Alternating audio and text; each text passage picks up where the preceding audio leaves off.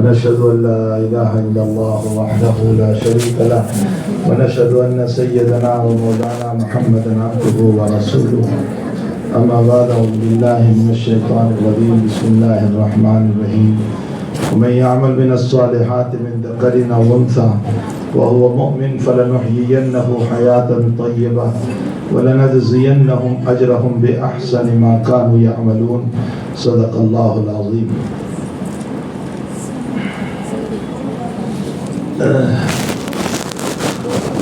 معزز مائیں، بہنیں اور بیٹیاں، میں سب سے پہلے تو معافی چاہتا ہوں کہ آپ کو بہت جلد یہاں جمع کر دیا گیا تھا 4 بجے سے، جبکہ مجھے کسی اور جگہ بخاری شریف کا سبق پڑھانا تھا اور وہاں تاخیر پر تاخیر ہوتی چلی گئی، جس کی وجہ سے یہاں آنے میں تاخیر ہوئی. میں اس سلسلے میں معافی چاہتا ہوں. آپ لوگ اس مدرسے میں دینی تعلیم حاصل کر رہے ہیں یا اپنے بچوں کو دینی تعلیم کے لیے رکھا ہے؟ یہ بہت بڑی چیز ہے. میں نے ابھی بخاری شریف کے سبق میں ایک بات بتائی کہ جب بخارا کے قاضی نے امام بخاری رحمۃ اللہ علیہ کو یوں فرمایا کہ آپ ہمارے گھر میرے بچوں کو حدیث پڑھانے کے لیے آئیں، تو امام بخاری نے منع فرمایا اور یہ کہا کہ میں قرآن اور حدیث کی ذلتی نہیں کروں گا. قرآن اور حدیث کوئی تمہارے گھر کی لوندی نہیں ہے. اس سے یہ معلوم ہوتا ہے کہ اہل علم اور علماء کو یہ ٹیوشن پڑھانے کے لیے گھر گھر جانا اور 15-20 منٹ کے لیے جا کر کے قرآن حدیث کو پڑھانا، یہ جو ہے قرآن و حدیث کے باب میں مناسب نہیں ہے. ہمیں چاہیے کہ جیسے اسکول کے لیے وقت نکالتے ہیں اپنی اولادوں کے لیے، اسی طرح قرآن و حدیث کے لیے بھی وقت نکال کر مدرسے میں بھیجنا چاہیے. اس وقت دنیا میں بڑی طاقتیں ہیں جو کام کر رہی ہے ایمان اور اسلام کو چھڑانے کے لیے، اور اس کے لیے عقلی دلائل پیش کر رہی ہے اور عقل کے ذریعے سے یہ ثابت کرنے کی کوشش کر رہی ہے کہ ایمان بھی کوئی چیز نہیں، اسلام بھی کوئی چیز نہیں، اللہ بھی کوئی چیز نہیں، رسول بھی کوئی چیز نہیں، بلکہ آزادی کے ساتھ زندگی گزارو. اور جن کی زندگیوں میں آزادی مطلوب ہے اور جو اس دنیا میں آزاد رہنا چاہتے ہیں، ان کا حال یہ ہے کہ وہ لوگ اس طرح کی باتوں کو قبول کر لیتے ہیں. حقیقت یہ ہے کہ اگر یہی ساری باتیں تھی تو ہم سے زیادہ سمجھدار تو صحابہ تھے. صحابہ کی عقلیں ہم سے ہزاروں درجہ بلند و بالا تھی. حق تعالیٰ نے براہ راست نبی اکرم صلی اللہ علیہ وسلم کے شاگرد ان کو بنائے تھے. ان کی عورتوں کو اور ان کی بچیوں کو براہ راست نبی اکرم صلی اللہ علیہ وسلم کی شاگردائیں بنایا تھا. تو بھلا اگر یہ سب بیکار اور اللہ کی ذات اور رسول کی ذات اور دین اور شریعت یہ سب عبث اور بیکار چیز ہوتی تو صحابہ کرام زیادہ سمجھ سکتے تھے. ظاہر سی بات ہے کہ ان لوگوں نے دین کو سمجھا اور دین کو سمجھ کر کے اس پر عمل کیا. آپ قرآن کریم کے دلائل اور مضامین کو اگر پڑھو گے تو قرآن کریم الحمدوں سے لے کر والناس تک جتنی صورتیں بیان کرتا جا رہا ہے، جتنی آیتیں بیان کرتا جا رہا ہے، وہ تمام کی تمام آیات اور وہ تمام کی تمام صورتیں جو ہیں وہ حقیقت میں یہ بتاتی جا رہی ہے کہ اللہ ہے، اللہ کا وجود ہے، اللہ ہمارا خالق ہے، اللہ ہمارا مالک ہے، اور اسی اللہ کو ماننا ہے اور اسی اللہ کی ماننا ہے. آج سب سے بڑی چیز ہمارے ایمان کو دور کرنے کی فکر کی جا رہی ہے، لیکن اللہ کا سب سے بڑا انعام ہم پر یہ ہے کہ اس رب کریم نے ہم کو ایمان کی دولت سے نوازا ہے، ہمیں مومن بنایا اور مومن گھرانے میں اللہ نے ہم کو پیدا کیا. یہ اللہ کے سب سے بڑی دین ہے، سب سے بڑا انعام ہے اور اب تعالیٰ کی طرف سے سب سے بڑا عطیہ ہے. ہمیں چاہیے کہ اس ایمان کو برقرار رکھے، اس ایمان کو ثابت قدم رکھے، اس ایمان پر خود بھی جمیں اور اپنی اولادوں کو بھی جمائیں. تربیت اس کا نام نہیں ہے کہ آپ نے زبردستی نقاب پہنا دیا اور برقع پہنا دیا. تربیت اس کا نام نہیں ہے کہ زبردستی فجر میں اٹھا دیا اور نماز پڑھ لی، یہ تربیت نہیں ہے، یہ تو زبردستی کا سودا ہے۔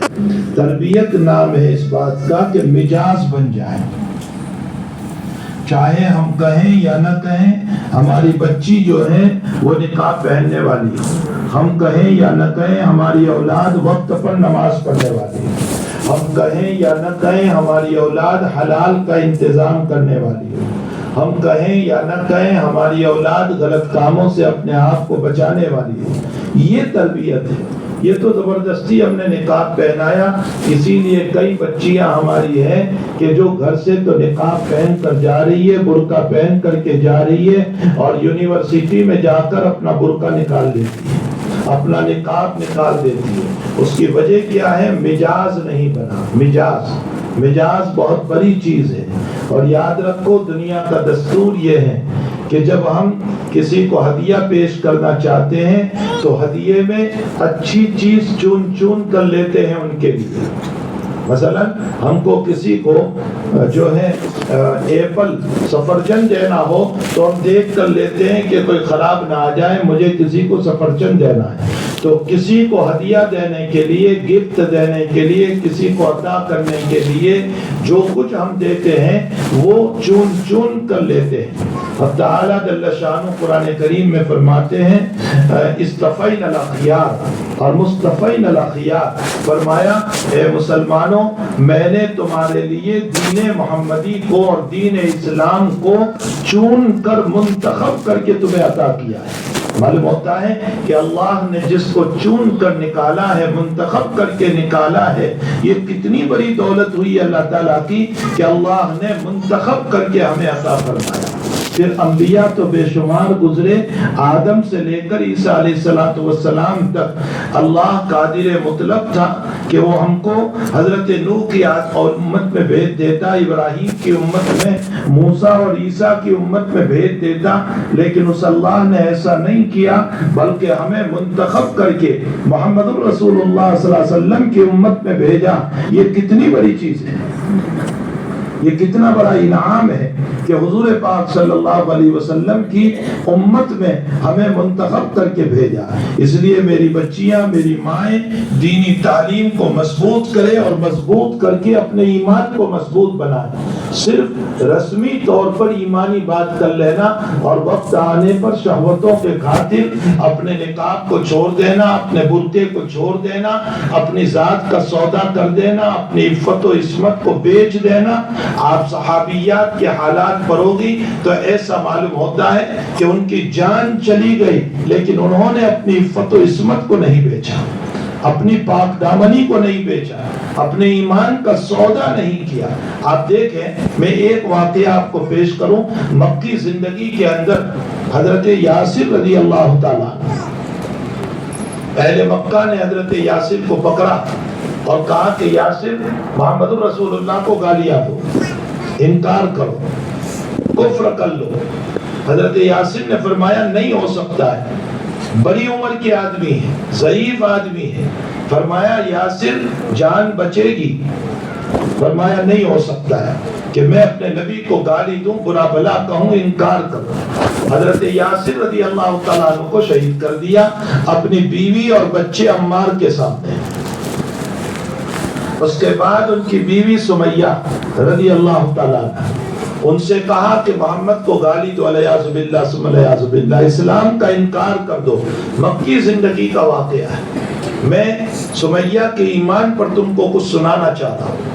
سمیہ نے کہا ہرگز نہیں ہو سکتا ہے کہ میں ایمان کا انکار کروں۔ فرمایا جان خطرے میں، شوہر کو دیکھ لیا، فرمایا کچھ بھی ہو جائے میں اپنے ایمان کو، اپنے نبی کو نہیں چھوڑوں۔ ابو جہل نے حضرت سمیہ کا ایک پاؤں ایک اونٹنی کے ساتھ باندھا اور دوسرا پاؤں دوسری اونٹنی کے ساتھ باندھا اور دونوں کو اپوزٹ میں کھڑا کیا، دونوں اونٹنیوں کو، اور وہاں دو آدمیوں کو کھڑا کیا کہ ان اونٹنیوں کو بھگاؤ، اور بیچ سے ابو جہل نے آپ کی شرمگاہ سے برچھا مار کر دو ٹکڑے کر دیے۔ لیکن یہ سمیہ نے نبی کریم صلی اللہ علیہ وسلم کے خلاف ایک لفظ نہیں بولا. آج ہم دو تکوں کے اندر اپنا ایمان بیچ رہے ہیں, ذرا سے ہوس میں, خواہشات میں, ذرا سی کسی کی محبت کے دو کلمات میں ہم غیروں کے ساتھ ہماری بچیاں جا رہی ہے اور اپنے ایمان کا سودا کر رہی ہے. مری غیرت ہماری اور مرا اسلام ہمارا. ہم نے کیا کر دیا ہے؟ اصل میں ہمیں دین کی پرواہ نہیں, نبی کی پرواہ نہیں, شریعت کی پرواہ نہیں, قبر والی زندگی کی پرواہ نہیں, حشر والی زندگی کی پرواہ نہیں, آخرت کی پرواہ نہیں, اللہ کے سامنے منہ دکھانے کی ہمیں فکر ہی نہیں ہے. اس لیے آج یہ ماحول بنا ہوا ہے. اسلام کا سب سے پہلا شہید جو ہے وہ حضرت یاسر ہے, اور اسلام کی پہلی شہیدہ عورت وہ سمیہ ہے. اب ان کے بیٹے کو کہا, ان کے بیٹے عمار کو کہا کہ کلمہ کفر بول لے ورنہ تیرا بھی یہی حال ہوگا. حضرت عمار نے کلمہ کفر بول لیا, جو بلوانا تھا بول لیا, لیکن روتے ہوئے نبی کریم صلی اللہ علیہ وسلم کی خدمت میں آئے. فرمایا یا رسول اللہ, میرا یہ حال ہے کہ میں نے ان کلمات کو بول لیا جو مجھے بلوا رہے تھے, اور میں نے اپنی جان بچانے کے لیے. حضرت نے فرمایا دل تو تیرا مطمئن تھا ایمان پر. فرمایا ہاں, دل میں تو آپ تھے, ایمان ہی ایمان تھا, لیکن جان بچانے کے لیے میں نے بول لیا. تو حضرت نے فرمایا اسی وقت اللہ کی طرف سے آیت اتری وَقَلْبُهُ مُطْمَئِنٌ بِالْإِيمَانِ. فرمایا زبان سے اگر جان بچانے کے لیے کلمہ کفر بول لو اور دل ایمان پر مطمئن ہے تو اس کا جواز ہے. یہ کمزوروں کا راستہ نکال دیا, رخصت ہے. اور جو تیرے باپ اور تیری ماں نے کام کیا ہے, عمار, یاسر نے اور سمیہ نے, وہ عظیمت ہے. انہوں نے عظیمت پر عمل کیا اور تو نے رخصت پر عمل کیا, لیکن دل ایمان پر مطمئن رہنا چاہیے, ورنہ تو پھر اگر دل بھی ان کلمات کے بولنے پر راضی ہے تب تو انسان ایمان سے نکل گیا. بہرحال آپ انداز لگائیں میری مائیں اور میری بچیاں کہ کتنا مضبوط ایمان تھا. میں قرآن کریم کا ایک واقعہ اور نقل کروں کہ قرآن کریم میں سورہ تحریم کے اندر اللہ تعالیٰ نے کچھ عورتوں کے واقعات بیان فرمائے, جس میں نوح علیہ السلام کی بیوی کا واقعہ, لوط علیہ السلام کی بیوی کا واقعہ, اور اس کے ساتھ ساتھ دو مسلم عورتوں کے واقعات بیان کیے. ایک مسلم عورت فرعون کی بیوی آسیہ رضی اللہ تعالی عنہ موسیٰ علیہ السلام پر ایمان لے آئی تھی, اور موسیٰ علیہ السلام پر ایمان کے بعد فرعون نے پہلے تو محبت سے اور مال و دولت سے اور پیار سے اس کو اپنی طرف بلایا, لیکن آسیہ نے کہا کہ میں اس پیار اور محبت بڑی باتوں کی وجہ سے میں ایمان نہیں چھوڑوں, سیدنا موسیٰ علیہ السلام کو نہیں چھوڑوں. تو پھر اس نے فیصلہ کیا کہ پھانسی دے دو, پھانسی دے دو. فرعون کی پھانسی بڑی خطرناک ہوتی تھی, بڑی خطرناک پھانسی. وہ کیا کرتا تھا, ایک لکڑی سیدھی رکھتا اور ایک آری لکڑی رکھتا, اور اس پر انسان کو زندہ سلا کر کھیرے مار دیتا تھا, اور اس کے بعد کھڑا کر دیتا تھا اس کو جب تک جان نہ جائے. آپ انداز لگائیں کہ آسیہ کو بھی یہی کیا کہ اس کو سلا دیا اور پورے بدن پر کیل لگا دی. ارے میری مائیں رونگٹے کھڑے ہو جائیں گے اس کو سن کر کے.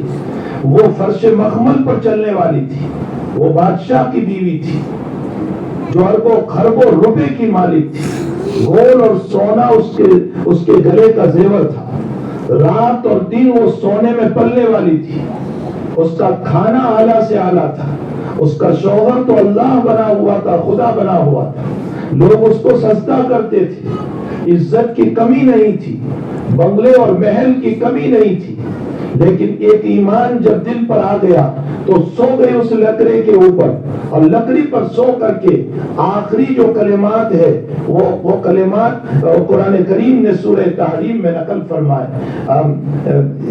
کیا وہ آیت ہے امرات فرعون جس میں فرمایا ربی بنی لی عندک بیتا فی الجنہ ونجنی من فرعون وعملہ ونجنی من القوم الظالمین. اے اللہ اس ظالم سے مجھ کو نجات دے اور جلدی سے میری روح کو لے لے, کہیں ایسا نہ ہو کہ میری تکلیف کی وجہ سے میرا ایمان نہ چلا جائے. اور کیسی دعا کر رہی ہے, آخری وقت میں مجھے اور آپ کو بھی وہ دعا نہیں آتی. فرعون کی بیوی نے کیا کہا؟ رب ابنی لی عندک بیتا فی الجنہ. ہم تو یہ دعا کرتے ہیں اللہ جنت الفردوس دے. اور فرعون کی بیوی آسیہ نے دعا کی اے اللہ مجھے تیرے قریب جنت میں جگہ عطا فرما. عندک تیرے قریب جنت میں جگہ عطا فرما. رب ابنی لی عندک بیتا فی الجنہ ونجنی من فرعون. اے اللہ فرعون سے نجات دے. من فرعون وعملہ اور اس کے پولیسوں سے. ونجنی من القوم الظالمین اور ظالموں سے نجات دے. جلدی میری روح کو لے لے میں تیرے پاس آنا چاہتی ہوں. میری بیٹیوں وہ دولت تو تمہارے پاس اور ہمارے پاس بھی نہیں ہے. وہ عزت تو ہمارے پاس بھی نہیں ہے. وہ بنگلہ آج بھی اس کا بنگلہ مصر میں موجود ہے. آپ جا کر کے آج بھی فرعون کا بنگلہ دیکھ سکتے ہیں. 2.5 میل لمبا اس کا بنگلہ تھا. کوئی کمی نہیں تھی دولت کی. لیکن ایمان جب آ گیا پھر کوئی سودا نہیں. بس اپنے اللہ کی رضا اور اس کے اوپر قائم دائم. آج کا مرد بھی ایمان کا سودا کر رہا ہے ٹھیکروں کی وجہ سے. اور آج کی عورتیں بھی سودا کر رہی ہے خواہشات کی وجہ سے, ہوس کی وجہ سے. اور دوسرا واقعہ پیش کر رہا ہے قرآن اسی کے بعد. مریم عیسیٰ علیہ السلام کی والدہ کا واقعہ جس کے اندر قرآن کریم نے نقل کیا کہ حضرت مریم رضی اللہ تعالی عنہا نے اپنی ذات کی حفاظت کی, اپنی عفت و عصمت کی حفاظت کی, اپنی پاک دامنی کی حفاظت کی. تو اب تعالیٰ نے اس سے ایک نبی پیدا کیا جس کو عیسیٰ علیہ السلام کہا جاتا ہے. قرآن اس واقعے کو نقل کر کے مجھے اور آپ قرآن پڑھنے والوں کو یہ بتا رہا ہے اے میری بیٹیوں, میری بہنوں اور میری ماؤں, اگر تم بھی پاک دامنی اختیار کرو گے اللہ تمہاری گود سے صالحین پیدا ہوں گے, نیک لوگ پیدا ہوں گے, اللہ والے پیدا ہوں گے, حفاظ کرام پیدا ہوں گے, علماء کرام پیدا ہوں گے, عالمین اور عالمات پیدا ہوگی, صالحین اور صالحات پیدا ہوگی, نیک عورتیں تمہارے کوکھ سے جنم لے گی. شرط یہ ہے کہ ہم اپنی عفت, اپنی عصمت اور اپنی پاک دامنی کی پوری حفاظت کریں. چند خواہشات کے خاطر, چند روپیوں کے خاطر, چند پیسوں کے خاطر اپنی عزت کو نہ بیچیں, اپنی ذات کو کسی کے حوالے نہ کریں. علم دین کو پڑھیں, اپنے ایمان کو مضبوط بنائیں کہ میری جان کا مسئلہ ہو سکتا ہے لیکن میرے ایمان کا سودا نہیں ہو سکتا ہے. یہ دنیا فانی ہے, آخرت باقی ہے. اللہ تعالیٰ قرآن میں فرماتے ہیں وَاعْبُدْ رَبَّكَ حَتَّى يَأْتِيَكَ الْيَقِينُ. اللہ کی عبادت کرو موت تک. حَتَّى يَأْتِيَكَ الْيَقِينُ, یقین بمانا موت, اس لیے کہ موت کے بعد میں 100% یقین ہے کہ موت آنے والی ہے. چاہے وہ عورت ہو, مرد ہو, بادشاہ ہو, رعایا ہو, امیر ہو, غریب ہو, کوئی بھی ہو, انبیاء ہو یا غیر انبیاء ہو, موت اپنی جگہ برحق ہے, موت آنے والی ہے. اس لیے موت کو یقین سے قرآن نے تعبیر فرمایا وَاعْبُدْ رَبَّكَ حَتَّى يَأْتِيَكَ الْيَقِينُ. تو میری مائیں, میری بیٹیاں, میری اس مختصر مجلس کا خلاصہ یہ ہے کہ آپ اپنے ایمان کو مضبوط بنائیں. ایسا مضبوط ایمان, ایسا مضبوط ایمان. آپ صحابیات کے واقعات پر مستقل اب تو کتابیں آ چکی ہے صحابیات کے واقعات کے اوپر کہ صحابیات کا ایمان کتنا مضبوط تھا. غزوہ احد کے اندر حضرت عائشہ رضی اللہ تعالیٰ عنہ, ام سلیم رضی اللہ تعالیٰ عنہ وغیرہ جو ہے پانی بھر بھر کر لا رہی تھی, اور جو بیچارے زخم کھا کر پڑے ہوئے تھے ان کو پانی پلا رہی تھی, اس کے ساتھ دوا دارو کر رہی تھی, علاج و معالجہ کر رہی تھی. یہ سارے مسائل عورتوں ہی نے انجام دیے ہیں. اس کے علاوہ بھی آپ روایتوں میں پڑھو گے تو بڑی بڑی محدثات ملے گی, حافظات ملے گی, شریعت کی پڑھنے والی ملے گی, دین کو سمجھانے والی وہ محدثات کہ جن کو لاکھوں حدیثیں یاد تھی. حضرت عائشہ رضی اللہ تعالیٰ عنہ کے باب میں کہ وہ محدثہ ایسی تھی کہ ان کے پاس عمر جیسا بھی علم حدیث حاصل کرنے جاتا تھا. عبداللہ ابن عمر جاتے تھے, یہ بڑے بڑے صحابہ حضرت عائشہ رضی اللہ تعالیٰ عنہ کے پاس اپنے مسائل کو حل کرنے کے لیے جایا کرتے تھے. اور لکھا ہے روایتوں میں کہ حضرت عائشہ رضی اللہ تعالیٰ عنہ طبیبہ بھی تھی, ڈاکٹر بھی تھی, دوائیں بھی بتایا کرتی تھی. اور اس کے ساتھ ساتھ عابدہ, زاہدہ, متقیہ, پرہیزگار, انتہائی دیندار, تقوی, ورع, پرہیزگاری, ایک مرتبہ آپ کے بھانجے عبداللہ ابن زبیر رضی اللہ تعالیٰ عنہ نے یوں کہا کہ یہ خالہ جان یہ بہت سخاوت کرتی ہے، جو آتی ہے سب کو دے دیتی ہے، جو آتی ہے سب کو دے دیتی ہے، اب مجھے بریک لگانی پڑے گی، روکنا پڑے گا، سب خرچ کر دیتی ہے۔ حضرت عائشہ کو جب پتا چلا، عائشہ نے فرمایا میری سخاوت پر تو کون روک لگانے والا؟ میں اللہ کی قسم کھاتی ہوں کہ موت تک تیرے ساتھ قطع تعلق نہیں بولوں گی تیرے ساتھ، موت تک۔ عبداللہ ابن زبیر پریشان ہو گئے، خالہ جان ہے، زوجہ محترمہ ہے، ام المؤمنین ہے، اور خالہ جان نے قسم کھا لی میرا کیا ہوگا؟ دو قریشی کو لے گئے عبداللہ ابن زبیر اور کہا تم دونوں اجازت مانگو خالہ جان سے علم حدیث پڑھنے کی۔ ان دونوں نے یہ نہ کہنا کہ عبداللہ بھی ساتھ ہے، جب آپ کو اجازت دیں تو یوں کہہ دینا اکلنا نجی، ہم سب آ جائیں، ہم دو آ جائیں، ایسا نہ بولنا، ہم سب آ جائیں تو سب میں بھی ہو جاؤں گا۔ یہ دونوں گئے پیچھے پیچھے، عبداللہ ابن زبیر جا کر دروازہ کھٹکھٹایا، اندر سے پوچھا حضرت امی جان نے کون؟ فرمایا ہم آئے ہوئے ہیں فلاں فلاں۔ کیوں آئے؟ فرمایا آپ سے کچھ حدیثیں سننا ہے۔ فرمایا آ جاؤ اندر۔ تو کہا کلنا نجی، سب آ جائیں؟ فرمایا سب آ جاؤ۔ تو سب میں عبداللہ ابن زبیر بھی تھی۔ اب یہ دونوں تو پردے کے اس طرف بیٹھ گئے اور عبداللہ ابن زبیر تو بھانجے تھے، اس لیے اندر چلے گئے اور خالہ جان سے لپٹ کر کے خوب معافی مانگنے لگے، مجھے معاف کر دیجئے، مجھے معاف کر دیجئے، مجھے معاف کر دیجئے، میری غلطی ہو گئی۔ حضرت عائشہ کو مجبوراً بولنا پڑا، قسم ٹوٹ گئی، قسم کا کفارہ ایک غلام آزاد کرنا ہے۔ قرآن کہتا ہے ایک غلام آزاد کرو، اس زمانے میں غلام نہیں ہے تو 3 روزے رکھ لو، 3 روزے نہیں تو 6 مسکینوں کو کھانا کھلا دو، یہ قسم کا کفارہ ہے۔ حضرت عائشہ کو اللہ کا خوف اتنا تھا کہ ایک غلام سے کفارہ ہو جاتا تھا، آپ نے 40 غلام آزاد کیے، اور موت سے پہلے اس قسم کو یاد کر کے عائشہ نے یوں کہا اے اللہ میں تیرے نام کی قسم کھا کر اس قسم کو توڑ چکی ہوں، قیامت میں میری پکڑ نہ کرنا۔ یہ ہے امی جان کا اللہ کا ڈر، اللہ کا خوف۔ اللہ کرے کہ ہماری بچیوں میں، ہماری بیٹیوں میں، ہماری بیویوں میں، ہماری ماؤں میں وہ اللہ کا خوف پیدا ہوگا۔ اللہ کا خوف زندگی میں آئے گا تو خلوت میں بھی موبائل غلط استعمال نہیں ہوگا، تنہائیوں میں بھی غلط موبائل استعمال نہیں ہوگا، اپنی عفت و عصمت کے سودے نہیں ہوں گے، کسی سے چیٹنگ نہیں ہوگا، کسی کے ساتھ غلط کانٹیکٹ نہیں ہوگا، اگر اللہ کا خوف ہے کہ وہ اللہ مجھے دیکھ رہا ہے۔ اور اگر یہ چیزیں نہیں ہیں تو پھر میں نے ابھی بتایا کہ وہ تربیت نہیں ہے، وہ زور ہے کہ ہمارے سامنے تو بچی نقاب ڈال رہی ہے، نماز پڑھ رہی ہے، اور بچہ نماز پڑھ رہا ہے، بھائی نکلتے ہیں تو چھوڑ دیتے ہیں۔ یہ تربیت نہیں، اس کو تربیت نہیں کہتے۔ اور ساری چیزوں پر قابو پا لیا، کہتے ہیں فلاں پر، شوہر پر قابو پا لیا ہم نے، تو اس کو زیر کر دیا، بچے پر قابو پا لیا، زیر کر دیا، فلاں پر قابو پا لیا۔ اپنے نفس پر قابو کیوں نہیں پا رہے ہیں؟ اس کو زیر کیوں نہیں کر رہے ہیں؟ اس کو گناہوں سے کیوں نہیں بچا رہے؟ القیس من دان نفسہ وعمل لما بعد الموت۔ حضور پاک صلی اللہ علیہ وسلم فرماتے ہیں عقل مند وہ ہیں جو اپنی ذات کو پہچانے اور آخرت کی تیاری کرے۔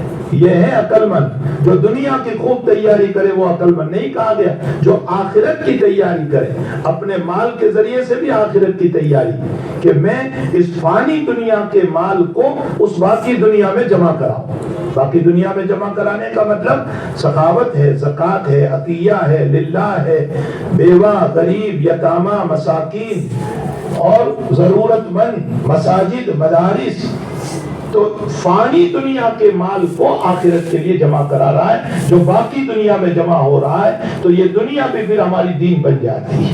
عبداللہ ابن عمر رضی اللہ تعالیٰ عنہ کے بات میں آتا ہے کہ مجاہد رحمۃ اللہ علیہ، بخاری شریف میں ہے کہ مجاہد رحمۃ اللہ علیہ اللہ کے راستے میں جا رہے تھے، تو عبداللہ ابن عمر سے کہا کہ دعا کرنا ہمارے لیے، حضرت میں جا رہا ہوں۔ تو ابن عمر نے فرمایا گھر آ جاؤ ذرا۔ گھر پہ بلایا ان کو، اور گھر پہ بلا کر کے ایک رقم دی کہ لو یہ رقم میری طرف سے لے جاؤ. تو مجاہد کہنے لگے حضرت میں مالدار ہوں, اللہ نے مجھے بہت دیا ہے. ابن عمر کا جواب سنو, میری مائیں سونے کے پانی سے لکھنے کے قابل ہے. ابن عمر نے فرمایا بیٹے میں تیری ضرورت کے لیے نہیں دے رہا ہوں, میری ضرورت کے لیے دے رہا ہوں. فرمایا حضرت آپ کی ضرورت؟ فرمایا تو جتنے دین کے کام کرے گا نا, اگرچہ تو مالدار ہے لیکن جتنے تو دین کے کام کرے گا اس میں اللہ میرا بھی حصہ رکھے گا. معلوم ہوتا ہے کسی اہل علم کا تعاون اس لیے کر دینا, کسی بڑے عالم کا تعاون اس لیے کہ وہ جتنے دین کے کام کرے گا اس میں ہمیں بھی اللہ تعالیٰ حصہ دے دے, یہ بھی دین کے کام میں شرکت کا راستہ ہے.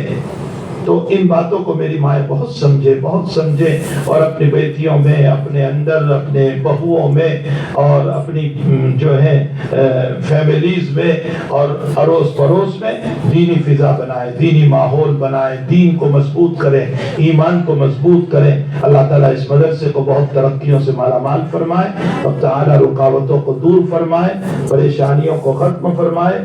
عزیزم ہمارے حافظ جاوید سلمہ جو اس مدرسے کے لیے ہمیشہ کوشش کرتے رہتے ہیں, بیمار بھی ہر وقت دوڑتے رہتے ہیں, اللہ ان کو شفاء دائمہ مستمرہ عطا فرمائے, عافیت صحت عطا فرمائے. اور اللہ جل شانہ و من والہ ان کے کڈنی کے مسئلوں کو بھی حل فرما کر کے اللہ تعالیٰ ڈائلسس سے ان کو مکمل نجات عطا فرمائے, اور جتنے بیمار ہیں سب کو شفا عطا فرمائے. درود شریف پڑھ لیجیے.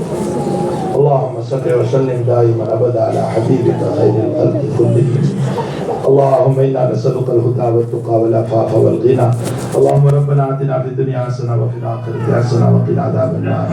اللہ تو ہم سب کے گناہوں کو معاف فرما, اللہ تو ہمارے قصوروں سے درگزر فرما, اللہ ایمان کو عام اور تام فرما, اللہ دین کو عام اور تام فرما, لادینیت سے حفاظت فرما, ارتداد سے حفاظت فرما, ہماری بچیوں کی عفت اور عصمت کو بچا لے اور ان کی پاک دامنی کو بچا لے, اور ہر ایک میں اللہ دین کو زندہ فرما دے, قرآن کو زندہ فرما دے, حدیث کو زندہ فرما دے, محمد رسول اللہ صلی اللہ علیہ وسلم کی مبارک تعلیمات کو, مبارک زندگی کو اے اللہ زندہ فرما دے. تمام شرور, فتن, بلا اور مصائب سے اللہ پوری حفاظت فرما لے. حق تعالیٰ جل شانہ اس مدرسے کو اور تمام مدارس کو دین دگنی رات چگنی ترقیوں سے مالا مال فرما. اس پہ پڑھنے پڑھانے والیوں کو اخلاص عطا فرما, للہیت عطا فرما. اللہ جو بیمار ہے سب کو شفا عطا فرما, جو مرحوم ہو چکے ہیں سب کی قبروں کو نور سے منور فرما. اے اللہ مہلک بیماریوں سے سب کی حفاظت فرما. اے اللہ پریشان حالوں کی پریشانیوں کو دور فرما. جو مقروض ہے قرض کی ادائیگی کی صورتیں پیدا فرما. اے اللہ جو جیلوں میں ہے ان کو نجات عطا فرما. اللہ جو بے اولاد ہے ان کو صالح اولاد نصیب فرما, اور جو اولاد والے ہیں ان کے اولادوں کو نیک صالح بنا, مطیع اور فرما بردار بنا. جو بے نکاح ہے ان کے نکاح کا انتظام فرما. اللہ ہم سب کی دعاؤں کو اپنے فضل و کرم سے قبول فرما. وصلی اللہ علی نبی الکریم برحمتک یا ارحم الراحمین.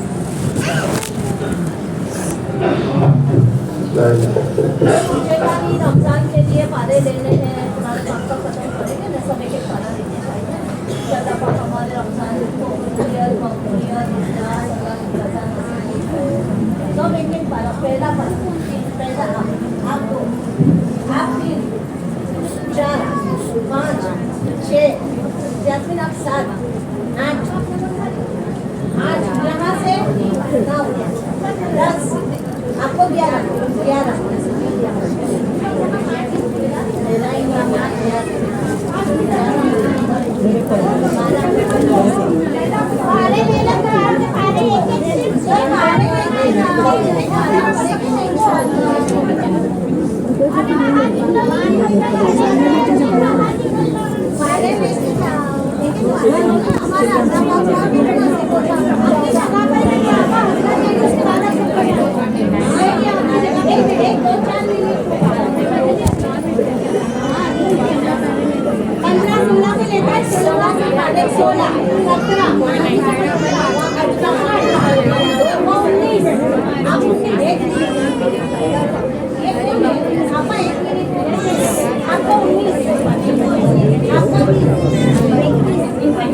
آپ